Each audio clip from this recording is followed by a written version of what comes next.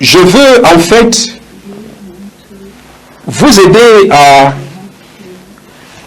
voir un peu la joie que le Seigneur réserve à son peuple. La joie de l'enlèvement. Beaucoup de personnes ne sont pas enseignées sur l'enlèvement et cependant c'est le but de la chrétienté. Alléluia. C'est le but de la chrétienté. La chrétienté ne sera pas au ciel. La chrétienté est sur la terre. L'Église est encore ici sur terre.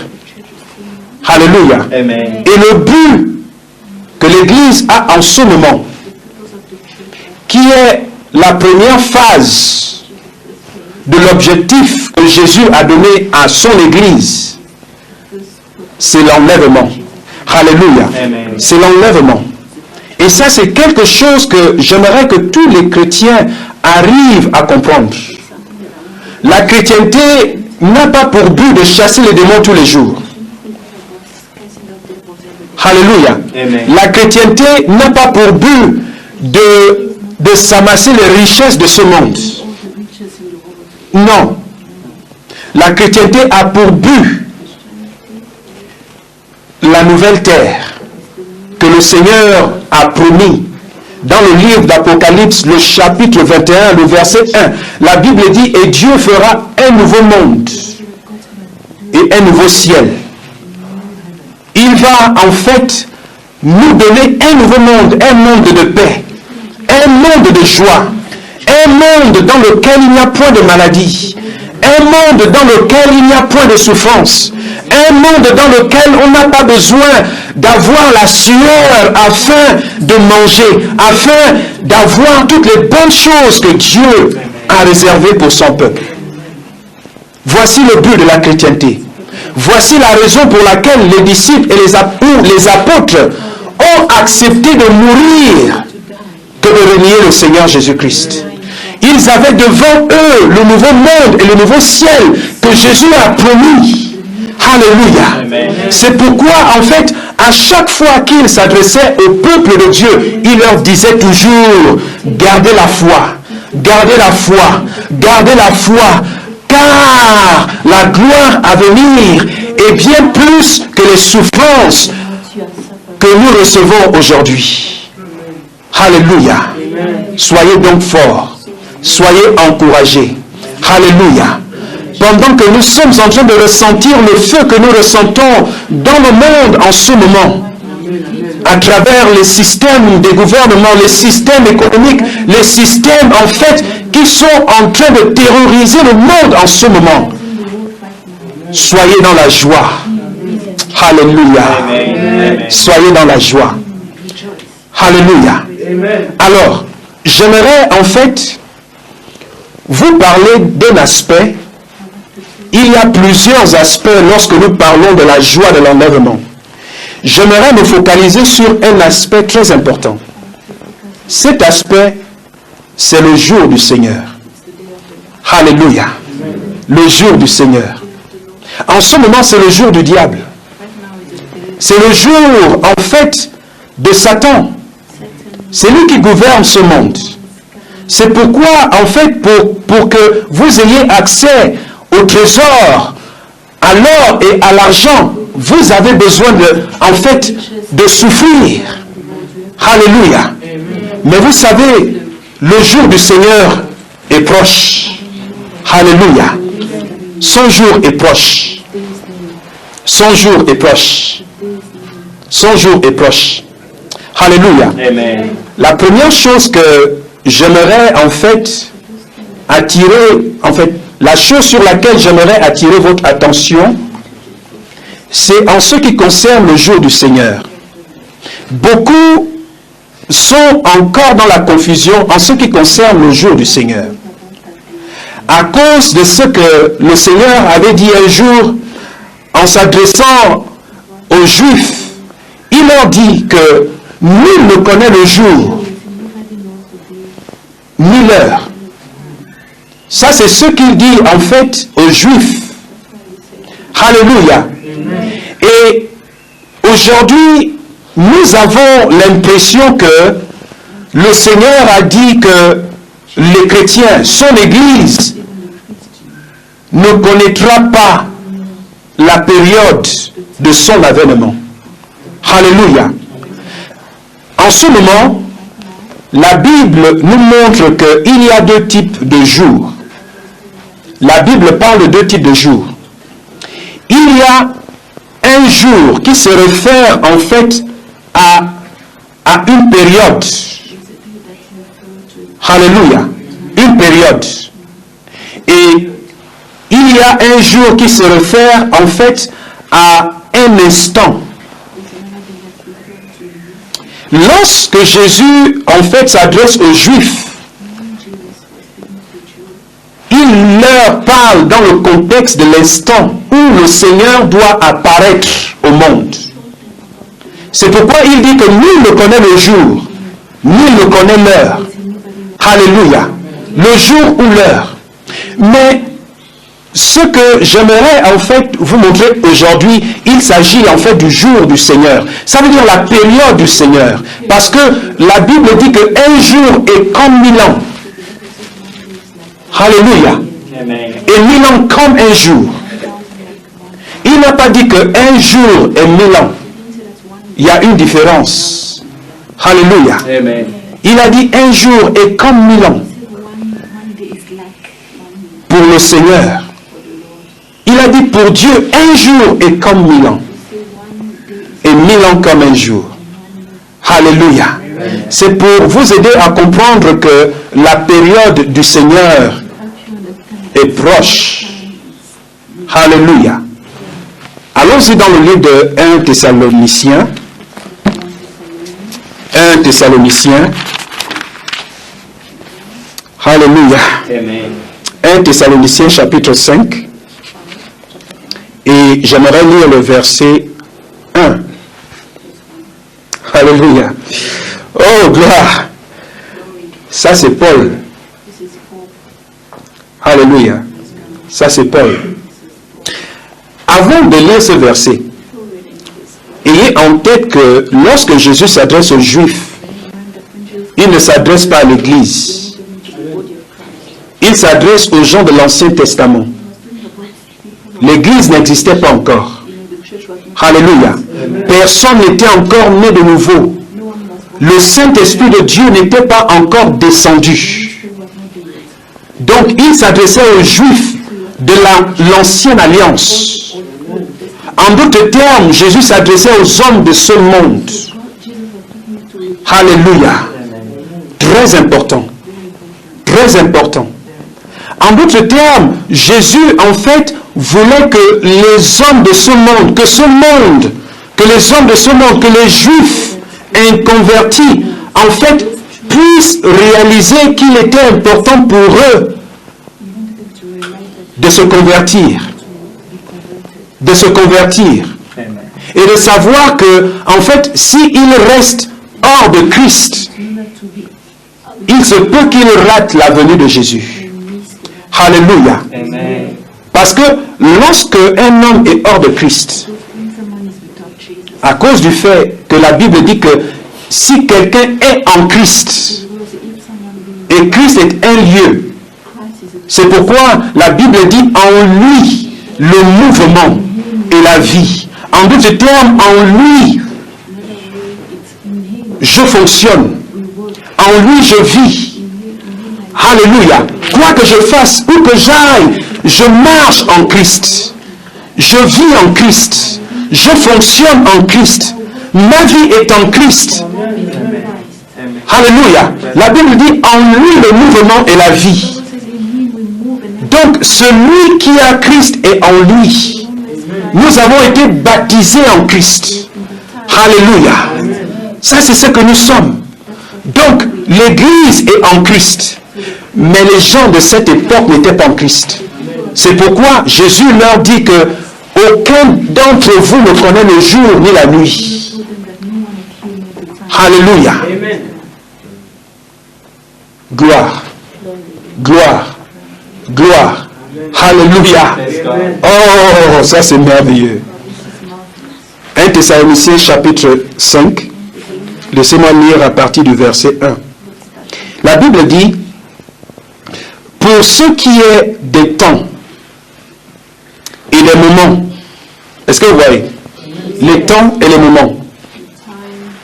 Ça c'est Paul qui s'adresse aux chrétiens, à l'Église. Il ne s'adresse pas aux Juifs inconvertis.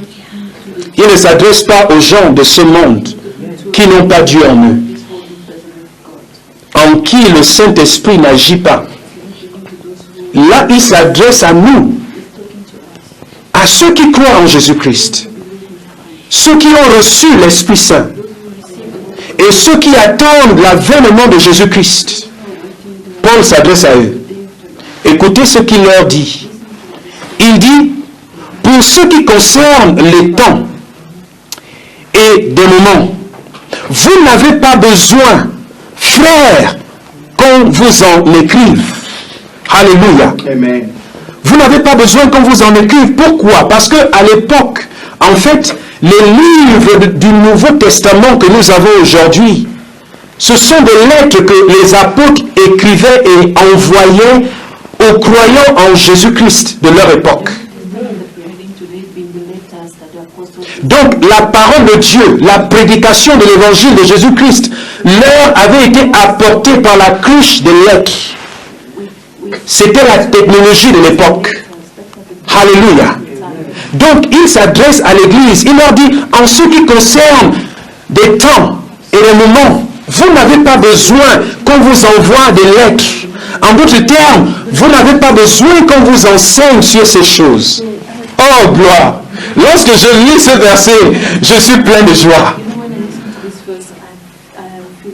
Pourquoi il leur dit une telle chose? C'est parce qu'auparavant, l'apôtre Paul leur enseigne. Il les enseigne que le Saint-Esprit vit en eux. La Bible dit que l'Esprit en moi rend témoignage à mon esprit que je suis enfant de Dieu. C'est le même esprit en fait qui m'enseigne. Et c'est la même chose que Jean dit lorsqu'il s'adresse à l'Église.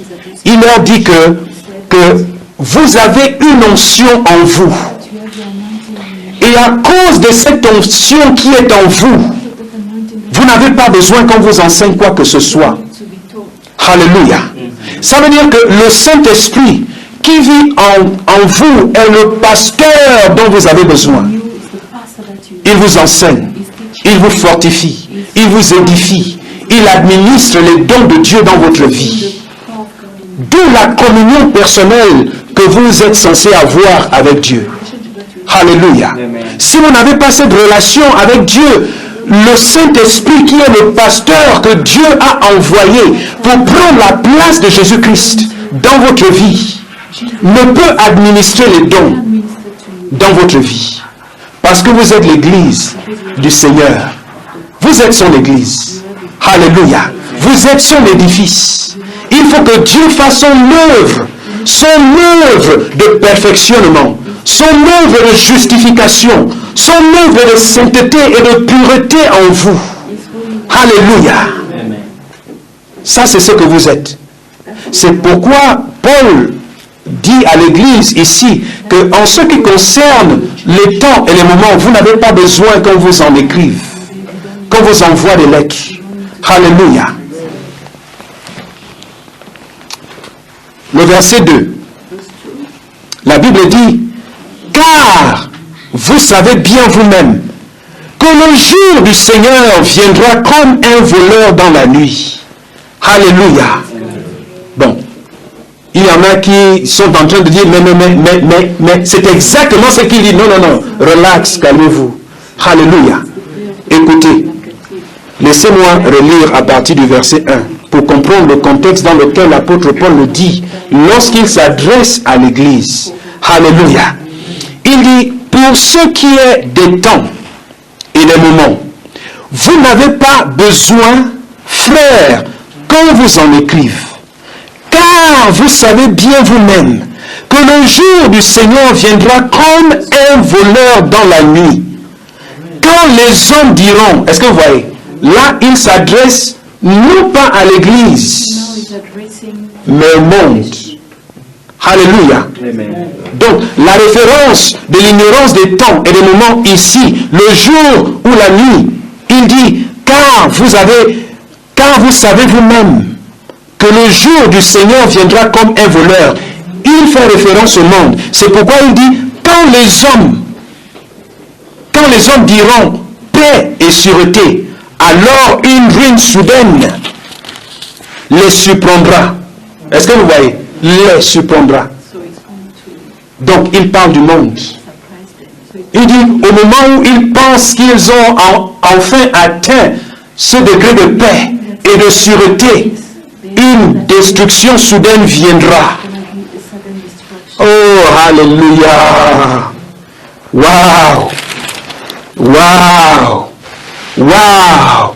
Il dit, cette destruction les surprendra comme les douleurs de l'enfantement qui surprennent la femme enceinte et ils n'échapperont point. Alléluia. Amen. Oh, merci Seigneur. Et ensuite, il dit, mais vous, oh gloire. Est-ce que vous voyez cette partie, le verset 4? La Bible dit, mais vous, il s'agit de l'Église. Il s'agit de l'Église. Il dit, mais vous, l'Église de Christ, vous qui êtes les enfants de Dieu, vous qui êtes élus de Christ, il dit, mais vous êtes tous. Allez, non. Il dit, mais vous frères, vous n'êtes pas dans les ténèbres. Est-ce que vous voyez? Vous n'êtes pas dans les ténèbres pour que ce jour vous surprenne comme un voleur. Alléluia. Gloire à Dieu. Ça veut dire en d'autres termes que la volonté parfaite de Dieu est que ce jour ne vous surprenne pas comme un voleur. Le jour du Seigneur, le jour de l'avènement de Jésus-Christ, quand Jésus viendra, ça devrait surprendre ceux qui sont hors de Christ et non ceux qui sont en Christ. Voici ce qui fait la différence entre les hommes de ce monde et ceux qui croient en Jésus-Christ. Et voici encore ce qui fait la différence entre celui qui est en Christ, celui qui a cette relation personnelle, cette relation vivante. Alléluia. La différence entre cette personne et la personne charnelle, bien qu'étant en Christ. Combien de personnes dans des églises dans le monde entier, bien qu'en allant à l'église, bien qu'en étant chantre, bien qu'en étant dans la sécurité, bien qu'en étant diacre, bien qu'en étant évangéliste ou prophète ou pasteur, peu importe ce que nous faisons à l'église, l'activité ecclésiastique, n'ont pas cette relation vivante avec Dieu. Alors que la Bible dit dans le livre de Romains chapitre 12, la Bible dit, offrez vos corps comme un sacrifice vivant. Un sacrifice vivant. Ça veut dire le sacrifice doit être vivant. Vous devez offrir vos corps à Dieu. Offrir vos corps à la louange de Dieu, à l'adoration du Seigneur. Ça devait être un sacrifice vivant. Alléluia. Amen. Un sacrifice non seulement vivant, mais également agréable. Oh, alléluia. Ça veut dire, quand ce parfum de l'encens, de votre adoration, qui émane de votre vie, de votre esprit, de votre âme, de votre corps, quand ça arrive à Dieu, le Seigneur ne peut que recevoir, en fait, cette bonne odeur. Et il s'en réjouit. Alléluia.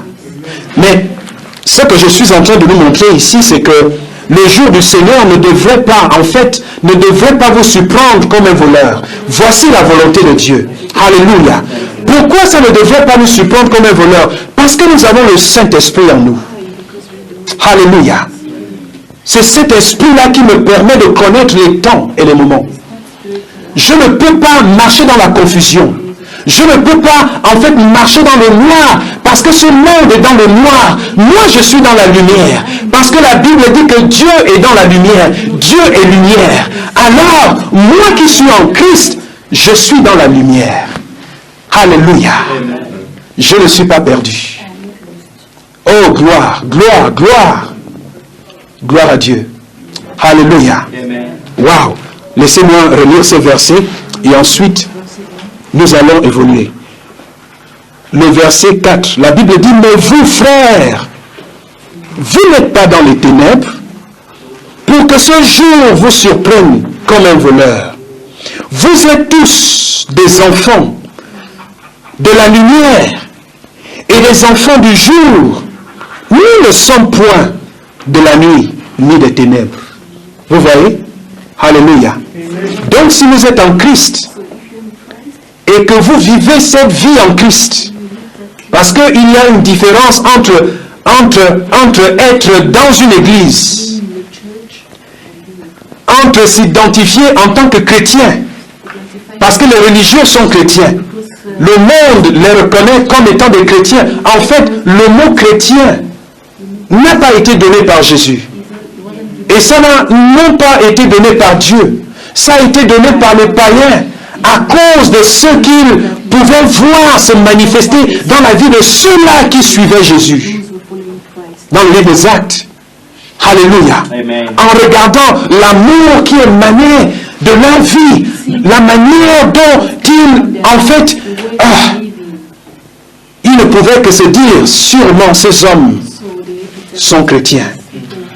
Ils sont chrétiens. Alléluia. Amen. Et vous voyez, ça c'est selon la vision du monde. Mais il y a bien plus que cela. Alléluia. Il y a bien plus que cela. La Bible dit que celui qui est en Christ est une nouvelle créature en Dieu. Alléluia. En d'autres termes, je ne suis plus celui-là qui est sorti du ventre de ma mère. Celui qui est sorti du ventre de ma mère est mort. Je suis une nouvelle créature en Christ. Alléluia. Ma vie ne dépend plus du sang qui coule dans mes veines. Ma vie dépend de la vie de Dieu en moi. Alléluia. Oh, Rabbi. Merci Seigneur. Alléluia. Je suis une nouvelle créature en Dieu. Gloire. Bon. Lorsque nous parlons du jour du Seigneur, nous sommes en train de nous référer à 1 Thessaloniciens. Lorsque vous lisez le chapitre 5 et le chapitre 4, la Bible dit, à la dernière trompette, les morts en Christ ressusciteront. Et ceux qui seront vivants à cette époque seront transformés en un clin d'œil. En d'autres termes, ils vont recevoir un corps céleste, un corps glorifié qui provient de Dieu afin de devenir 100% divin. Et à cet instant, dès que ils reçoivent ce corps céleste, il y a une réaction. La Bible dit ils seront transformés en un clin d'œil. Et ils vont quitter cette terre pour rejoindre les morts en Christ, ressuscités dans les airs. Et ensemble, ils rencontreront le Seigneur. Ce sera une union. Ce sera un mariage. Alléluia. Ce sera une célébration dans le ciel. Ce sera la joie. Les cris de joie, les cris de célébration dans le ciel. Alléluia. Et vous voyez, au même moment, il y aura les cris de douleur, les cris de souffrance sur la terre. Parce que la parole de Jésus va s'accomplir. Jésus a dit que je ne suis pas venu apporter la paix dans ce monde, mais je suis venu apporter l'épée. En d'autres termes, la séparation entre ceux qui m'appartiennent et ceux qui ne m'appartiennent pas. Donc, lorsque nous parlons de l'enlèvement, nous nous référons en fait à l'expérience que ce monde va avoir comme résultat de cette séparation dont Jésus fait référence. Alléluia. Ils vont dire, ma famille a disparu. Le mari va dire, ma femme a disparu. Mes enfants ont disparu. Où sont-ils? Le père va perdre les enfants. La mère va perdre les enfants. Il y aura des disparitions dans le monde entier. Des centaines de milliers de disparitions, des millions de disparitions, des billions sinon des trillions de séparations dans le monde entier. Ce sera la douleur, ce sera la destruction, l'économie sera affectée négativement. Alléluia. Les politiques seront affectées négativement, les sociétés seront affectées négativement. Ce sera la souffrance. Alléluia. Mais au ciel, nous serons dans la joie. Enfin la délivrance. Enfin la séparation. Plus de maladies. Nous serons transformés de la tête jusqu'aux pieds. Voici l'espoir que nous avons en Jésus-Christ. Voici ce pourquoi nous existons. Alléluia. Oh, nous aspirons à ce grand jour. Ce grand jour, vous pouvez imaginer la joie qu'avaient Noé et ses enfants dans l'arche. Ils étaient dans la joie. Mais dehors, c'était la mort, c'était la souffrance, c'était la destruction totale. Mais il y avait la paix dans l'arche. Ce sera la même expérience, mais une plus grande, alléluia, une plus grande expérience que la joie qu'avait connue Noé et sa famille. Nous serons dans la joie. Alléluia. Voici pourquoi les disciples ont préféré la mort que de renier le Seigneur Jésus. Parce qu'ils ont goûté, ils ont testé, ils ont eu l'avant-goût. Et ils se sont dit, vaut mieux souffrir ici. Au ciel, je serai dans la joie. Alléluia. Gloire à Dieu. Alléluia. La joie de l'enlèvement.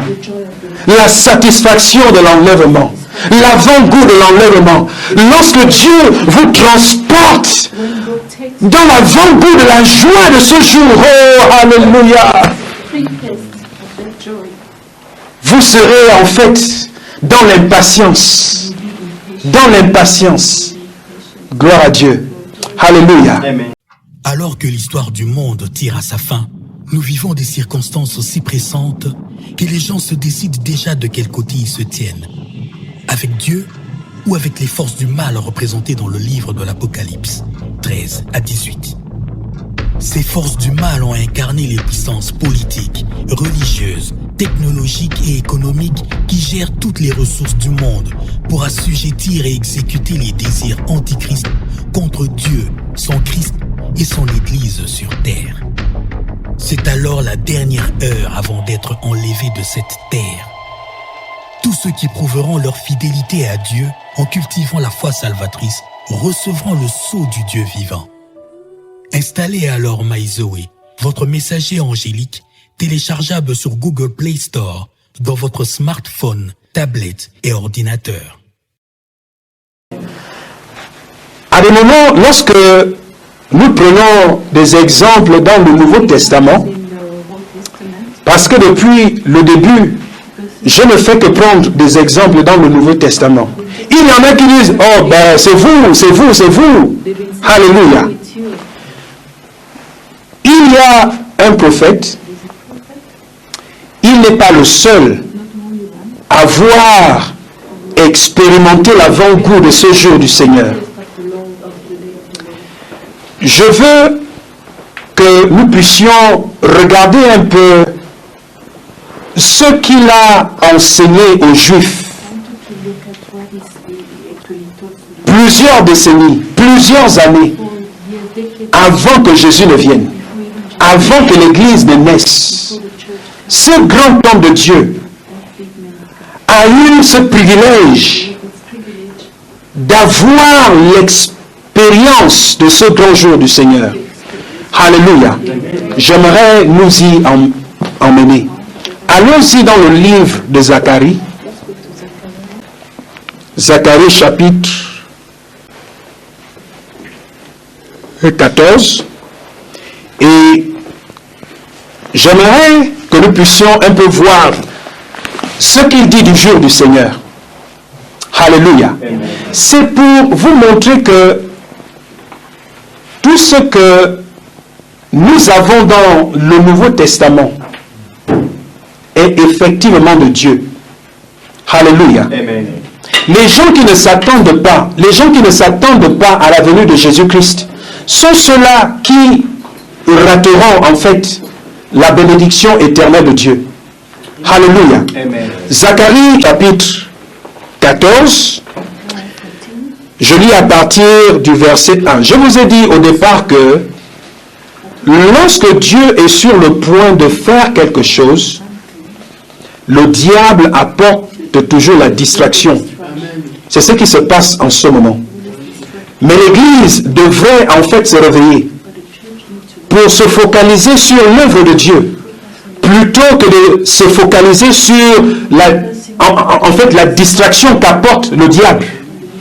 Ça veut dire, en fait, l'oppression que nous ressentons aujourd'hui. Nous avons eu des confinements où on nous interdit de nous réunir dans les églises, où on nous interdit même la façon d'adorer notre Dieu, la façon de prier, la façon, en fait, d'offrir notre culte à Dieu. Nous devons nous focaliser. Alléluia. Amen. C'est pourquoi la Bible nous exhorte à marcher par le Saint-Esprit. C'est très important. À marcher par le Saint-Esprit. Alléluia. Amen. Je dis toujours aux gens que la raison pour laquelle j'enseigne que le Seigneur est déjà dans les airs, c'est parce que je vous ai dit au départ qu'un jour est comme 1000 ans, et 1000 ans comme un jour. Ça veut dire que la période, la Bible ne nous dit pas la période, en fait, le nombre d'années, le nombre de mois, le nombre de jours que Jésus passera dans les airs. Nous ne le savons pas. Lorsque nous allons dans le livre de Genèse, le chapitre 1, la Bible dit au verset 2 que l'Esprit de Dieu se mouvait sur les eaux à cause du fait que la terre était vide et informe. La Bible ne nous dit pas le nombre d'années que le Saint-Esprit avait passé en considérant la terre. Voici l'œuvre de l'Éternel. Dieu envoie toujours son esprit pour considérer. Lorsqu'il est sur le point d'accomplir un miracle, lorsqu'il est sur le point de faire quelque chose, il considère toujours par la cruche de son esprit. Alléluia. Amen. Voici la première raison.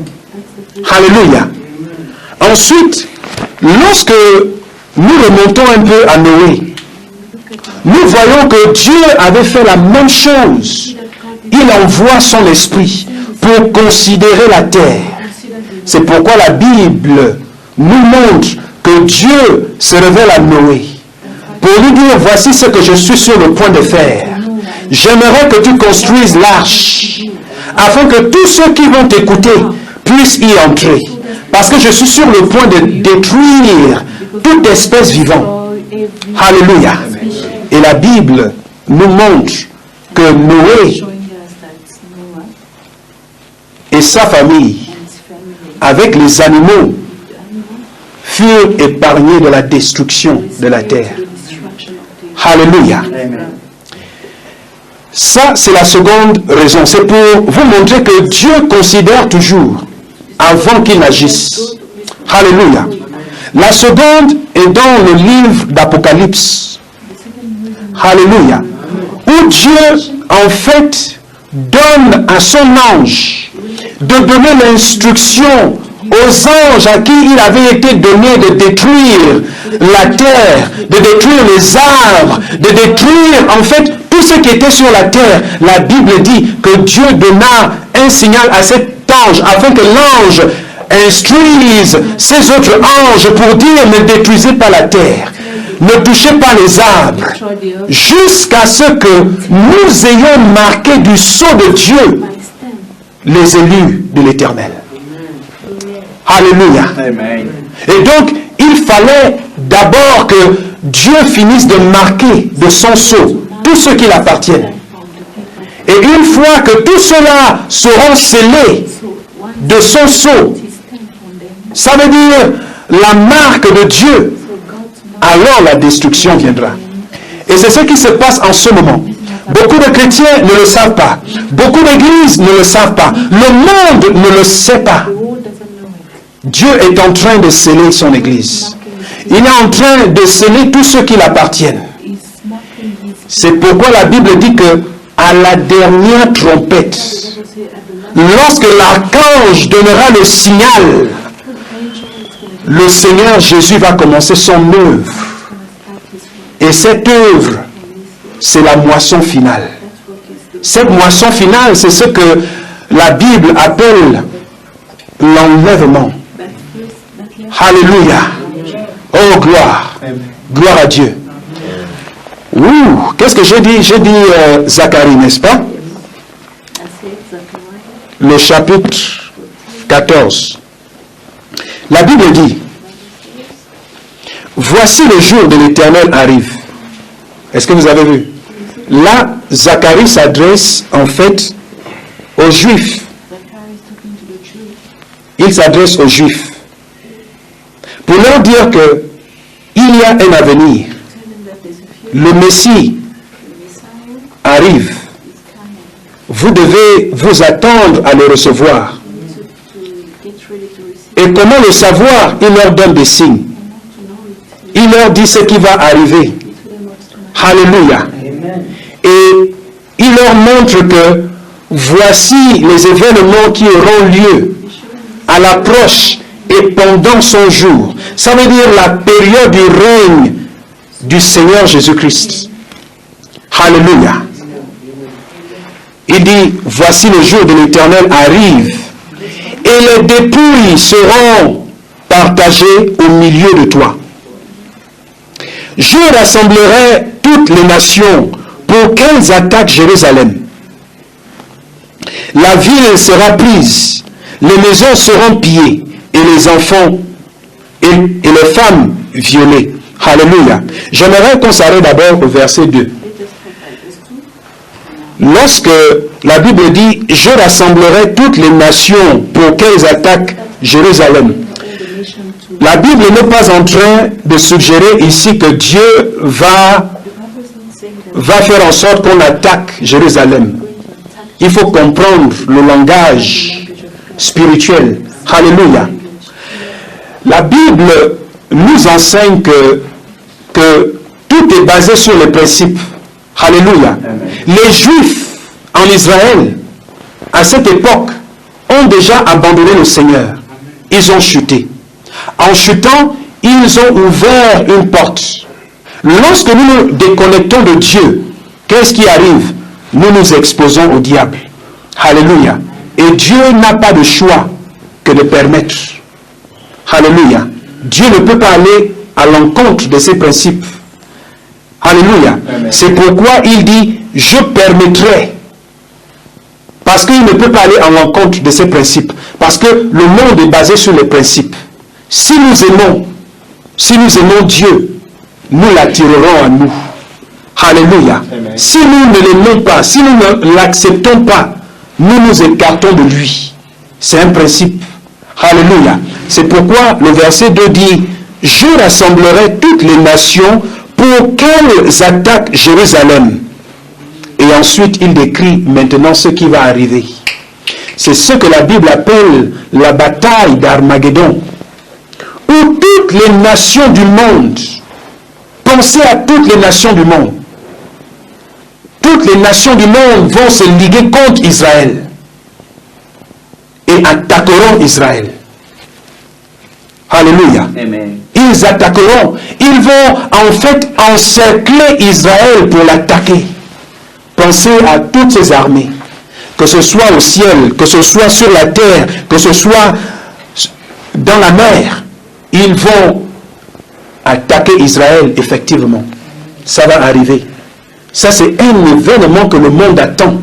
Et vous êtes en train de voir comment ces choses-là sont en train de se dessiner dans le Moyen-Orient. Alléluia. Amen. Il arrivera un jour où cela va se dérouler.